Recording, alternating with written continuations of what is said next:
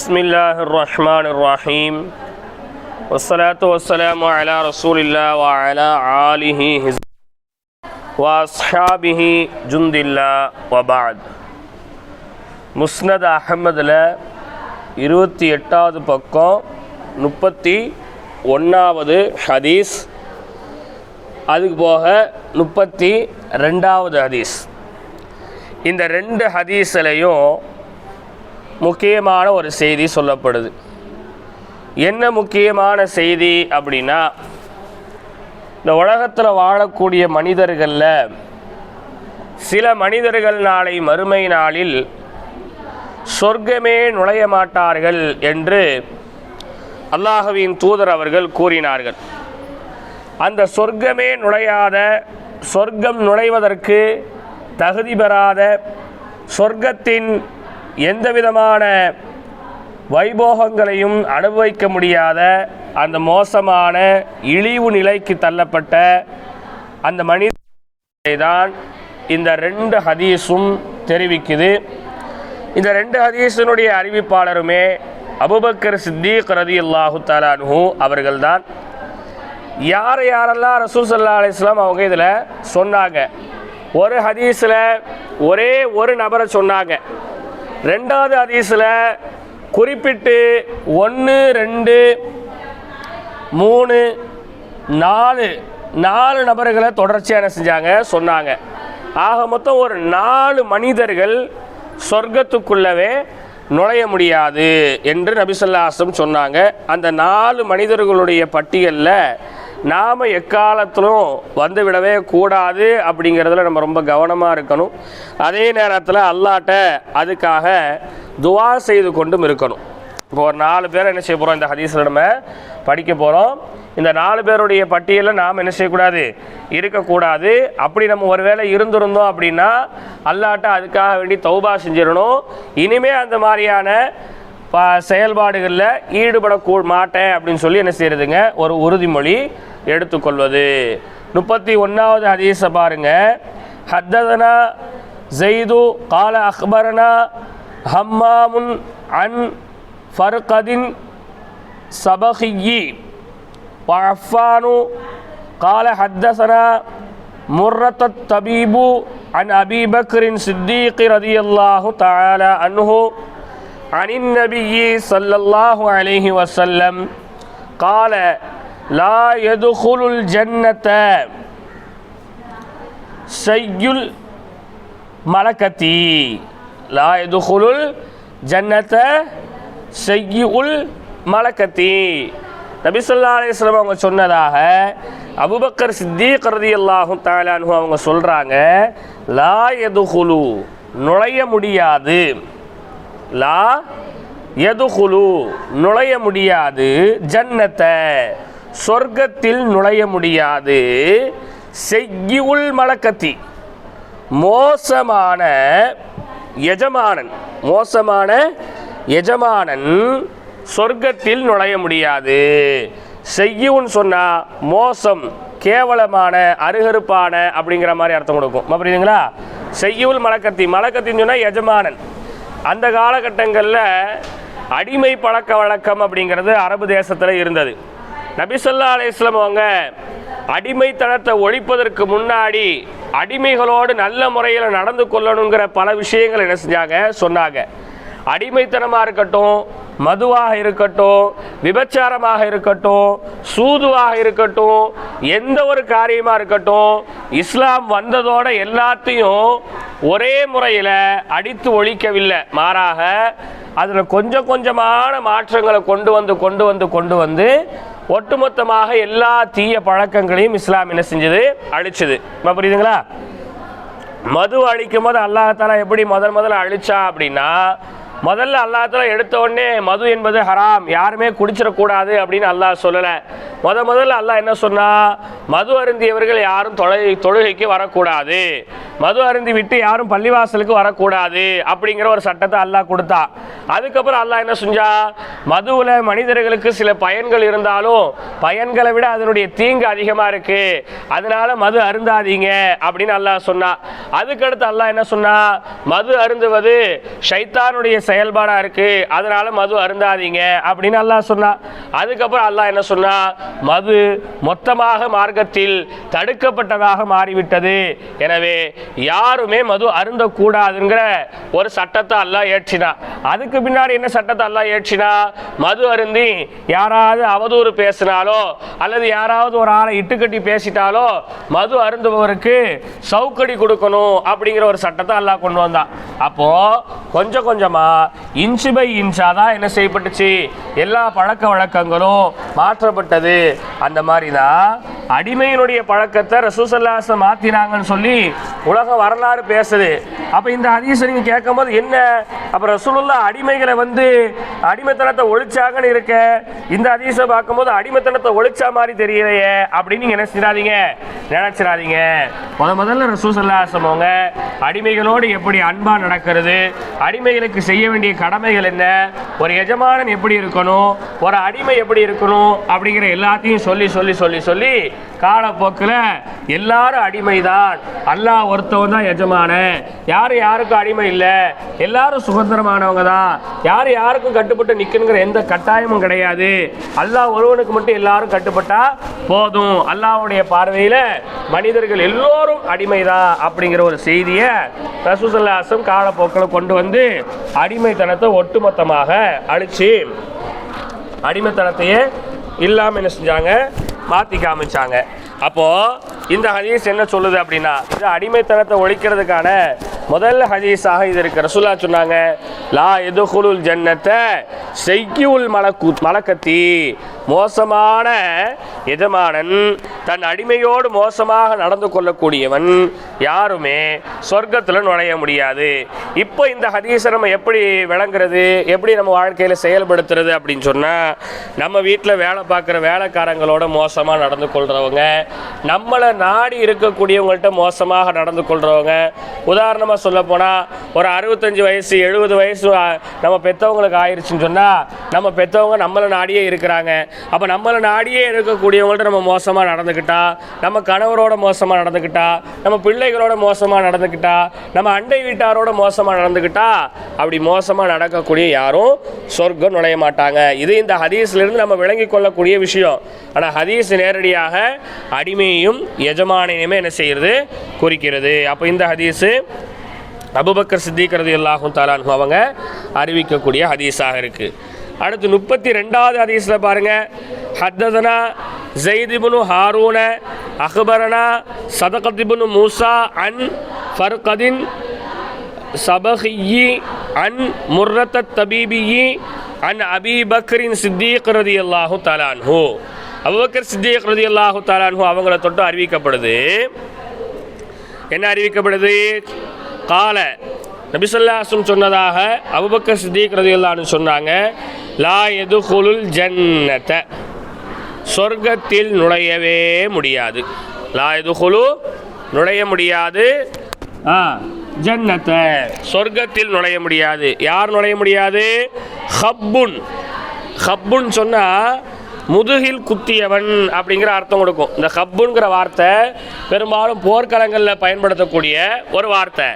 ஹப்புன் அப்படின்னா முதுகில் குத்தியவன், அதாவது நம்ம சொல்கிற அந்த துரோகம் செய்கிறவன். யாருங்க? யாரு? துரோகம் செய்யக்கூடியவங்க ஆணாக இருந்தாலும் சரி, பெண்ணாக இருந்தாலும் சரி, இளைஞர்களாக இருந்தாலும் சரி, வயதானவர்களாக இருந்தாலும் சரி, ஒரு நபர் துரோகம் செஞ்சாங்கன்னா அவங்க எங்கே போக முடியாது? சொர்க்கத்துக்கு போக முடியாது. துரோகம்னா நம்ம என்ன நினைக்கிறோம்? துரோகம்னா என்னங்க? நம்ப வைத்து ஏமாத்துவது துரோகம். அப்படியா? எப்படி நம்ப வச்சு ஏமாத்துறதுனா எப்படி? ஒரு ஆள் நம்ப வச்சு ஏமாத்துறதுனா எப்படி சொல்லுங்க?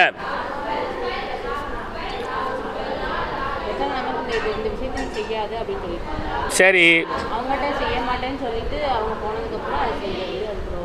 ஒருத்தவங்க நம்மள்கிட்ட ஒரு விஷயத்த செய்யாதன்னு சொல்லியிருக்கிறாங்க, அவங்க செய்யாமல் சொல்லிட்டாங்க, நம்ம அவங்க முன்னாடி செய்யாமல் அவங்க போனதுக்கு பின்னாடி செஞ்சால் அதுக்கு பேர் துரோகம். வேறு என்ன இருக்குது துரோகம்? வேறு எப்படி விளங்கி வச்சுருக்கீங்க? வேறு யார் வேறு எப்படி துரோகத்தை எப்படி விளங்கி வச்சுருக்கீங்க?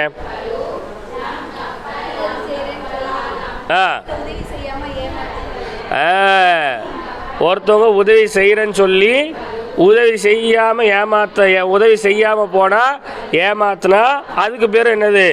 துரோகம். வேறு எப்படி விளங்கி வச்சுருக்கீங்க? வேறு துரோகம்னா எப்படி விளங்கி வச்சுருக்கீங்க?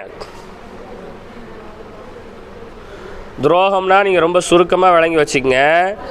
நம்மளை நம்பி இருக்கிற ஆளை ஏமாத்துறதும் துரோகம்தான், ஒரு ஆளை நம்ப வச்சு ஏமாத்துறதும் துரோகம்தான். ரெண்டுமே என்னதான். சில பேர் இயற்கையாகவே நம்மளை நம்புவாங்க. நம்ம புரியுதா உங்களுக்கு? உதாரணத்துக்கு உங்களுடைய கணவர்கள் உங்களை என்ன செய்வாங்க? இயற்கையாகவே நம்புவாங்க. நீங்கள் ஒவ்வொன்றுக்கும் அவங்களுக்கு நம்பிக்கை கொடுக்கணும்னு அவசியம் இல்லை, ஒவ்வொன்றையும் நீங்கள் அவங்கள்ட்ட ப்ரூவ் பண்ணணும்னு அவசியம் இல்லை. அப்படியானே? ஒரு நம்பிக்கையின் பிரகாரத்தில் உங்கள்கிட்ட எல்லாத்தையும் சொல்லுவாங்க, அவங்களுடைய பணத்தை உங்கள்கிட்ட கொடுத்து வைப்பாங்க, அவங்க குடும்ப விஷயத்தை உங்கள்கிட்ட பரிமாறிக்குவாங்க, எல்லாமே செஞ்சுக்குவாங்க. நீங்கள் அதுக்கு வந்து சொல்லுவீங்களா? நீங்கள் என்னை நம்பி சொல்லுங்கள், நீங்கள் என்கிட்ட நம்பி கொடுங்க, நான் அதெல்லாம் அப்படிலாம் நம்ம யாரும் சொல்கிறாங்களா? அப்படி யாரும் சொல்லுவாங்களா? சொல்ல மாட்டாங்க. அப்படியானே? அப்போ அவங்க இயற்கையாகவே என்ன செய்யக்கூடியவங்க? நம்பக்கூடியவங்க. அப்படி இயற்கையாக நம்ம நம்பக்கூடியவங்களை ஏமாத்தினாலும் அதுக்கு பேர் என்னதுதான்? துரோகம்தான். நம்ம பிறரை நம்ப வச்சு ஏமாற்றுவோம். பிறரை என்ன செய்வோம்? நம்ப வச்சு ஏமாற்றுவோம். நீ என்னை நம்பு, நான் கண்டிப்பாக உனக்கு இந்த அன்னைக்கு நான் அந்த 5000 ரூபா தந்துடுறேன், நீ என்னை கண்டிப்பாக நம்பி என்கிட்ட நீ எழுதினாலும் சொல்லு, நான் யார்கிட்டையுமே சொல்ல மாட்டேன், என் மேலே உனக்கு நம்பிக்கை இல்லையா, நான் என்ன அப்படியா இருக்கேன் இப்படியா இருக்கேன் அப்படின்னு சொல்லி நம்ம சொல்கிறோமா இல்லையா? அப்படி ஒருத்தவங்கள்ட்ட சொல்லி ஒருத்தவங்களை நம்ப வச்சு ஏமாத்தினாலும் என்னது? அது துரோகம்தான். இப்படி துரோகம் செய்யக்கூடிய யாருமே சொர்க்கத்துக்குள்ளே நுழைய முடியாது.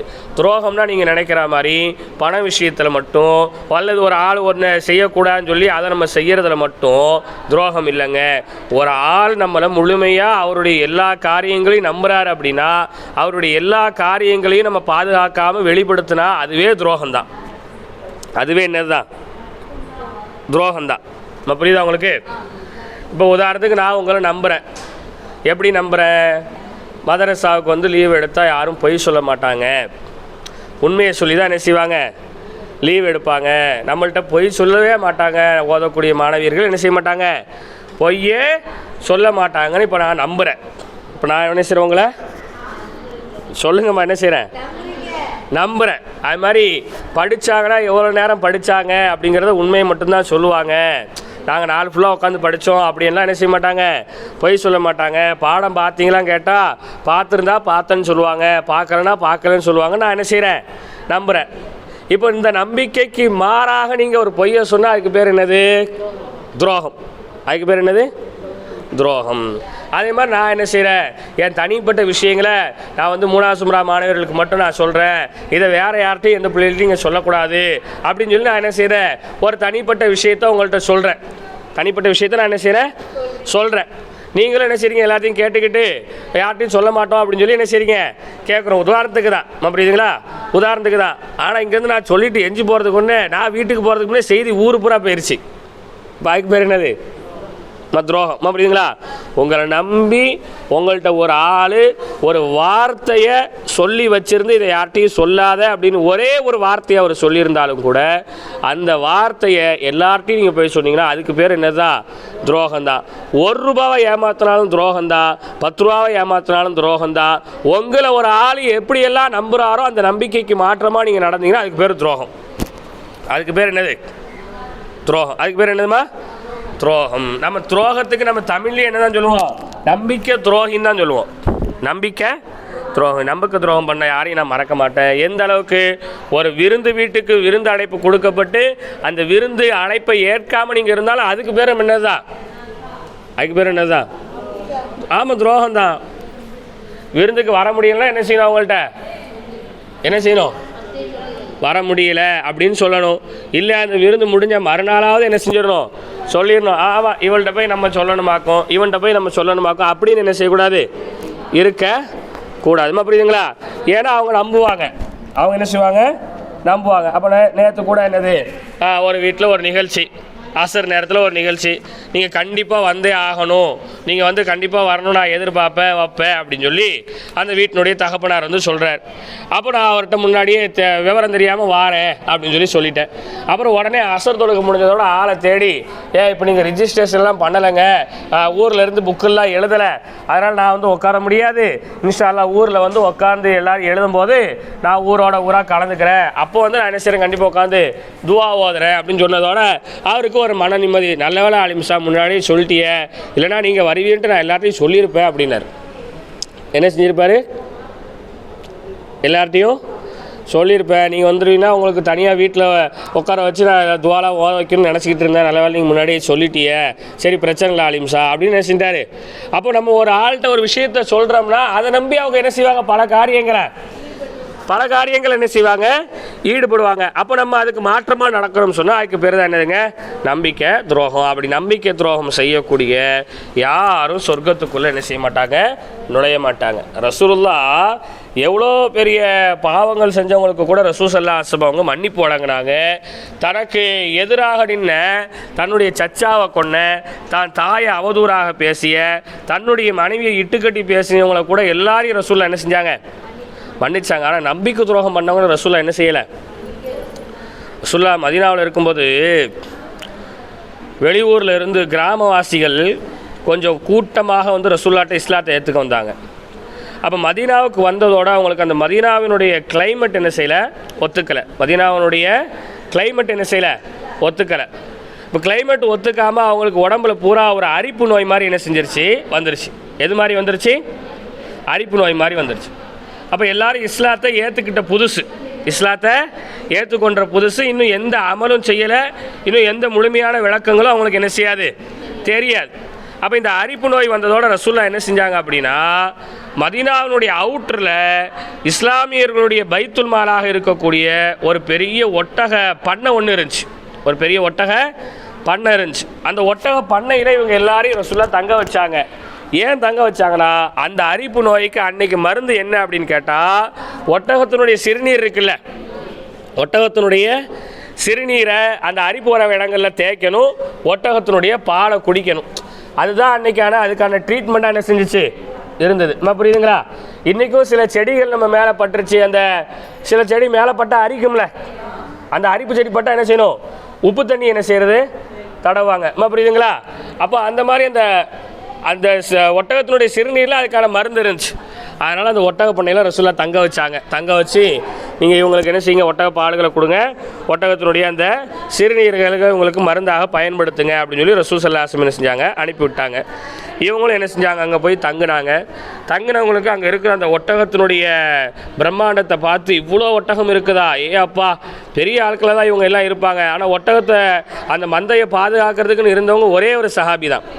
யார் தான் இருந்தாங்க, ஒரே ஒரு சஹாபி தான். வந்த இவங்களுக்கு அந்த ஒட்டகத்தின் மேலே ஒரு பெரிய ஆசை வந்துருச்சு. இந்த ஒட்டகத்தில் நமக்கு இருந்தால் எப்படி இருக்கும் அப்படிங்கிற மாதிரி கற்பனை பண்ணி ஆசைப்பட்டு அந்த சஹாபியை கையை காலையெல்லாம் கட்டி போட்டுட்டு அவங்களுக்கு மூச்சு பேச்சு வராத அளவுக்கு அவங்கள அடித்து துன்புறுத்திட்டு அங்கே இருக்கிற ஒட்டகத்தை எல்லாம் பற்றி மேய்ச்சிக்கிட்டு அவங்க எங்கே போகிறாங்க, அவங்க ஊருக்கு போகிறாங்க. எங்கே போகிறாங்க, அவங்க ஊருக்கு போகிறாங்க. நம்ம புரியுதுங்களா? இந்த செய்தி ரசூலுல்லாஹ்க்கு தெரிய வந்துருச்சு. இந்த செய்தி யாருக்கு தெரிய வந்துச்சு, ரசூலுல்லாஹ்க்கு தெரிய வந்து உடனே ரசூல் ஸல்லல்லாஹு அலைஹி வஸல்லம் அவங்க 2 சஹாபாக்களை அனுப்பிச்சு அவங்கள எந்த இடத்துல நீங்கள் பார்க்குறீங்களோ அந்த இடத்துலேயே அவங்களுக்கு மாறுகால் வாங்கிருங்க. ஒரு வலது கையை வெட்டினா இடது காலை வெட்டிடுங்க, இடது காலை வெட்டினா வலது கையை என்ன செஞ்சுருங்க, வெட்டி அவங்கள தொல்லை துடிக்க போட்டுட்டு வந்துருங்கன்ட்டு ரசூலுல்லாஹ் அனுப்பி விட்டாங்க. இப்படி யார் ரசூலுல்லாஹ் செஞ்சுருக்காங்களான்னு கேட்டால் யாரையும் என்ன செஞ்சதில்லை. ஆனால் இவங்களை என்ன செஞ்சாங்க, ரசூலுல்லாஹ் அப்படி செய்ய சொல்லி அனுப்புனாங்க. இப்போ புரியுது அவங்களுக்கு? ஏன் அனுப்புனாங்க, துரோகம் நம்பி தானே ரசூலுல்லாஹ் தங்க வச்சாங்க. இவங்க யாரும் அப்படிப்பட்டவங்க இருக்க மாட்டாங்க, அப்படியெல்லாம் செய்ய மாட்டாங்க, முழுமையாக அவங்கள என்ன செஞ்சாங்க, நம்பினாங்க. ஆனால் ரசூலுல்லாஹ்வுடைய நம்பிக்கைக்கு என்ன நடந்துட்டாங்க, அவங்க துரோகம் வச்சு நடந்துட்டாங்க. நம்ம புரியுதுங்களா? அப்போ உடனே ரசூலுல்லாஹ் என்ன செஞ்சாங்க, அப்படி சொல்லி அனுப்புனாங்க. போன சஹாபாக்கள் அதே மாதிரி என்ன செஞ்சாங்க, செஞ்சுட்டும் வந்தாங்க. அப்போ நம்பிக்கை துரோகத்துக்கு மன்னிப்பு இருக்கான்னு கேட்டால் என்ன இல்லைங்க, மன்னிப்பே இல்லை. அது சின்னதாக இருந்தாலும் சரி, பெருசாக இருந்தாலும் சரி, முடிஞ்ச அளவுக்கு யாருக்குமே நம்பிக்கை துரோகம் நம்ம என்ன செய்யக்கூடாது, பண்ணக்கூடாது. எந்த விஷயத்துலையும் பண்ணக்கூடாது, யாருக்கும் பண்ணக்கூடாது, எந்த விஷயத்திலும் என்ன செய்யக்கூடாது, பண்ணக்கூடாது. 2வது நபி ஸல்லல்லாஹு அலைஹி வஸல்லம் சொன்னாங்க, ரெண்டாவது சொர்க்கத்திற்கு நுழையாத ஒரு மனிதர் யார் தெரியுமா? வல பகீருன், கஞ்சத்தனப்படுபவன் சொர்க்கத்துக்குள்ள நுழையவே மாட்டான். யாரு? கஞ்சத்தனம். கை நிறைய காசு இருக்கும், பை நிறைய காசு இருக்கும், சொந்த வீடு இருக்கும், நல்ல வருமானம் வந்துக்கிட்டு தான் இருக்கும். ஆனால் கடையில் போய் ஒரு ஆளுக்கு ஒரு டீ வாங்கி கொடுக்கறதுக்கு பாக்கெட்டை தடவும் அவன் தான் யார்? கஞ்சன். புரியுங்களா? கஞ்சன், மா கஞ்சன், மகா கஞ்சன். கஞ்சன் எத்தனை வகை இருக்குது? கஞ்சனில் மா கஞ்சன், மகா கஞ்சன். கஞ்சன் அப்படின்னு சொன்னால் யாருன்னா, தான் தேவைக்கு மட்டும் செலவு செய்கிறவன் கஞ்சன். தான் தேவைக்கு மட்டும் செய்கிற கஞ்சனை. மா கஞ்சன் அப்படின்னு சொன்னால் யாருன்னா, தான் தேவைக்கு கூட ரொம்ப குறைவாக செலவு செய்கிறவன் மா கஞ்சன். தான் தேவைக்கு கூட என்ன செய்கிறது? ரொம்ப குறைவாக என்ன செய்கிறது? செலவு செய்கிறவன் மா கஞ்சன். மகா கஞ்சன் யாருன்னா, தான் தேவைக்கு கூட எந்த செலவும் பண்ண மாட்டான். பணத்துக்கு மேலே பணத்தை வச்சு பார்க்கணும் என்ன செய்வான்? ஆசைப்படுவான். புரியுதுங்களா? இப்போ கஞ்சன்னா யாருங்க? தனக்கு மட்டும் தேவைன்னா செலவு பண்ணிக்குவான், மற்ற யாருக்கும் எதுவும் ஒன்று வாங்கி கொடுக்குறா என்ன செய்ய மாட்டான்? வாங்கி கொடுக்க மாட்டான். மா கஞ்சன் யார் அப்படின்னா, 500 ரூபாய்க்கு அவனுக்கு ஒரு பொருள் வாங்கணும்னு இருந்துச்சு. உதாரணத்துக்கு ஒரு நல்ல தக்காளியை வாங்கி தக்காளி சட்னி அரைச்சி சாப்பிட்லாம். புரியுதா? ஆனால் என்ன செய்யுது? கடையில் போய் இந்த ஓட்ட தக்காளி ஒரு 10 ரூபாய்க்கு இருந்தால் கொடுங்களேன் அப்படி போய் கேட்க மாட்டீங்களா? இவன் யார்? மா கஞ்சன். இவன் யார்? மா கஞ்சன். மகா கஞ்சன் யார் தெரியுமா? தக்காளி சட்னி வைக்காம பக்கத்து வீட்டில் வாங்கி சாப்பிட்டுக்கலான் இருக்கான் பாருங்க. அவன் யார்? அவன் மகா கஞ்சன். உதாரணத்துக்கு சொல்கிறேன், புரியுதா உங்களுக்கு? இவன் யார்? மகா கஞ்சன். இவன் யார்? மகா கஞ்சன். இப்படி கஞ்சத்தனம் படுறவங்க எங்கே போகவே மாட்டாங்க? சொர்க்கத்துக்கு. ஏன்னா ரசூலுல்லாஹ் சொன்னாங்க, உங்கள் குடும்பத்துக்கு நீங்கள் தாராளமாக செலவு செய்யுங்க, ஆனால் அதே நேரத்தில் அந்த செலவு என்ன செய்யக்கூடாது? வீண் விரயமாக என்ன செய்யக்கூடாது? இருக்கக்கூடாது. ரசூலுல்லாஹ் இன்னொன்று பாதுகாவல் தேண்டாங்க. என்ன? அல்லாஹும்ம இன்னி அஊது பிக்க மினல் ஹம்மி வல் ஹுஸன் வ நஅஊது பிக்க மின் அஜ்ஸி வல் கஸல் வ நஅஊது பிக்க மின் ஜுப்னி வல் புகுல் வ நஅஊது பிக்க மின் கலபதித் தைனி வ கஹ்ரிர் ரிஜால். நல்லா உடம்புல தெம்போட ஆரோக்கியமாக வாழணும், கடன் இல்லாமல் வாழணும், கஞ்சத்தனம் இல்லாமல் வாழணும்னு நினச்சா இந்த துவா ஓதிக்க.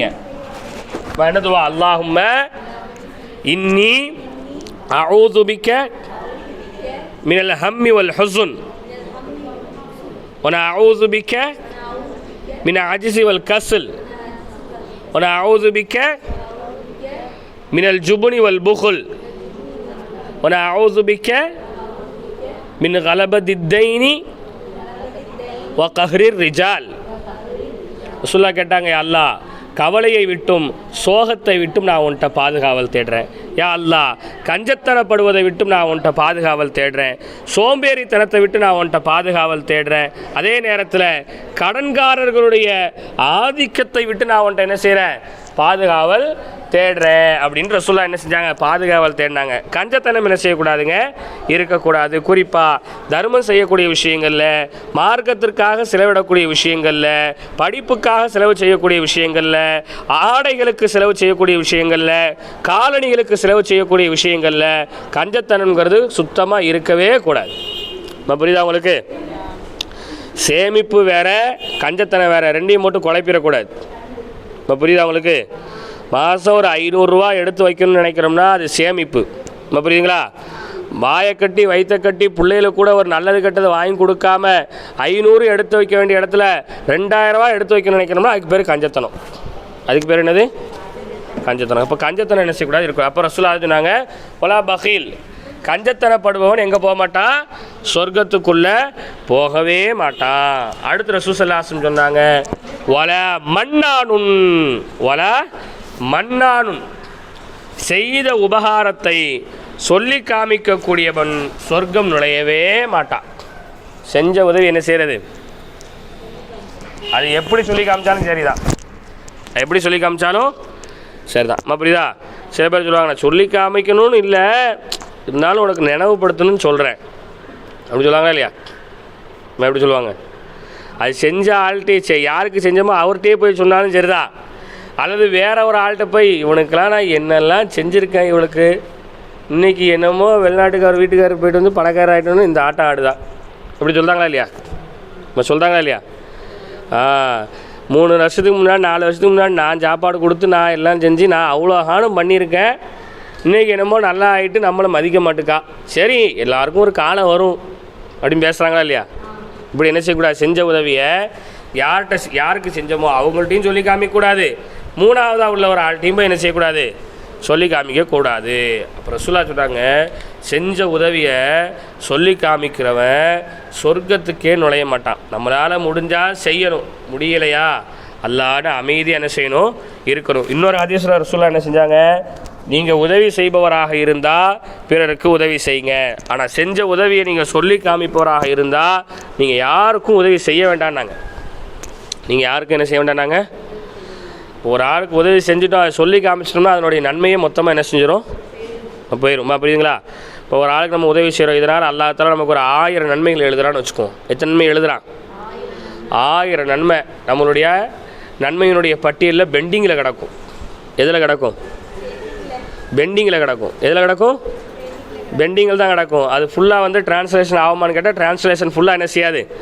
ஆகாது. எதுலேயே தான் கிடக்கும்? பெண்டிங்லேயே தான் கிடக்கும். எது வரைக்கும் பெண்டிங்கில் கிடக்கும்னா, நீங்கள் மௌத்தா போகிற வரைக்கும் அந்த உதவியை நீங்கள் சொல்லி காமிக்கல அப்படின்னா அது பெண்டிங்கில் இருந்து டிரான்ஸ்லேஷன் ஆயிரும். என்னவா மாறிடும்? இப்போ புரியுதா? அது வந்து நீங்கள் அப்படியே அந்த உதவி இருந்துக்கிட்டே இருக்குது. கடைசி நேரத்தில் நீங்கள் எப்பவுமே ஒரு வாட்டி சொல்லிட்டீங்கன்னு வைங்களேன், அந்த நன்மை அப்படியே கேன்சல் ஆயிரும். அந்த நன்மை அப்படியே என்ன ஆயிரும்? கேன்சல் ஆகி மைனஸில் போயிடும். கேன்சல் ஆகி எதில் போயிடும்? 1000 நன்மை இருந்த இடத்துல எதுவும் ஆயிரும்? 0 நன்மையாகி 1000 பாவம் ஏறிடும். மைனஸ்னால் என்னது? நன்மைங்கிறது ப்ளஸ்ஸு, புரியுதுங்களா? மைனஸுங்கிறது பாவம். பேங்க்கில் நம்ம ரூபா போட்டு வச்சுருக்கோம்னு சொன்னால் நமக்குள்ளே அப்படியே கிடக்கும். அப்படியே மினிமம் பேலன்ஸ் மெயின்டைன் பண்ணலாம் என்ன செய்யும்? பைசா மைனஸில் போய்கிட்டே இருக்கும். பைசா என்ன செஞ்சுட்டே இருக்கும்? மைனஸ்ன்னு போட்டு உங்களுக்கு 500, 1000, 1500 இருக்கும். நீங்கள் நம்ம அக்கௌண்ட்டில் துட்டு இருக்குன்னு நினச்சிடக்கூடாது. அது என்னென்னு அர்த்தம்? இவ்வளோ ரூபா நீங்கள் ஃபைன் கட்டணும்னு அர்த்தம். புரியுதா உங்களுக்கு?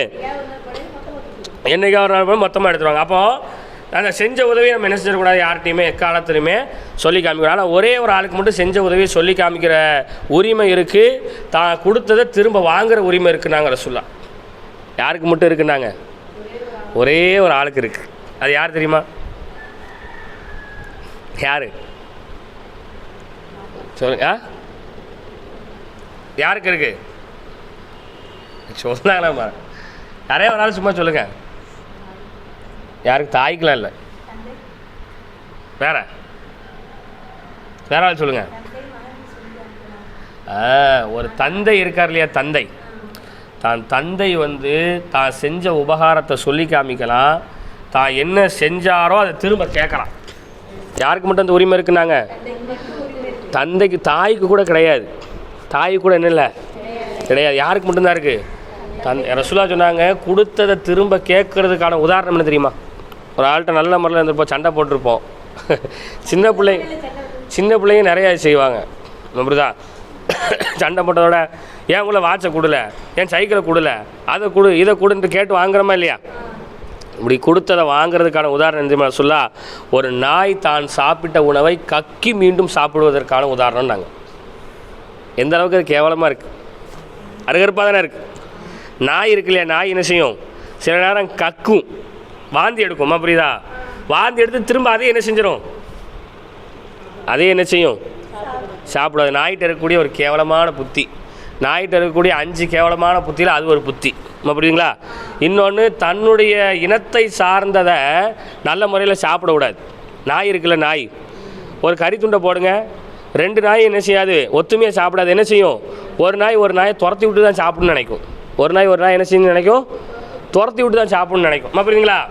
அப்போ அந்த நாய்க்கான உதாரணத்தை மாதிரி நாங்கள் சொல்லிட்டு சொன்னாங்க, செஞ்ச உதவியை சொல்லி காமிக்கிறதும் கொடுத்த பொருட்களை திரும்ப வாங்குகிற ஒரே ஒரு உரிமை யாருக்கு இருக்குன்னா தந்தைக்கு மட்டும் இருக்குது. அவர் மட்டும் என்ன செஞ்சுக்கலாம்? சொல்லி காமிக்கலாம். ஏல நீ என்னல எப்படில நீ இருந்த, உனக்கு என் வீடை விற்று அதை விற்று உன்னை ஹாஸ்பிட்டலில் வச்சு காப்பாற்றி, உனக்கு தொழிலுக்காக வேண்டி அவன் கையில் காலில் விழுந்து கடன் வாங்கி உனக்கு படிக்க வைக்கிறதுக்கு இவ்வளோ செலவு பண்ணி உன்னை இப்படி கொண்டு வந்து நிப்பாட்டினா நீ என்ன இப்படி போகிற அப்படின்ட்டு என்ன செய்யலாம்? தந்தை கேட்கலாம். அவர் தன்னுடைய மகனையும் கேட்கலாம், மகளையும் கேட்கலாம். யாரையும் கேட்கலாம்? மகளையும் கேட்கலாம்.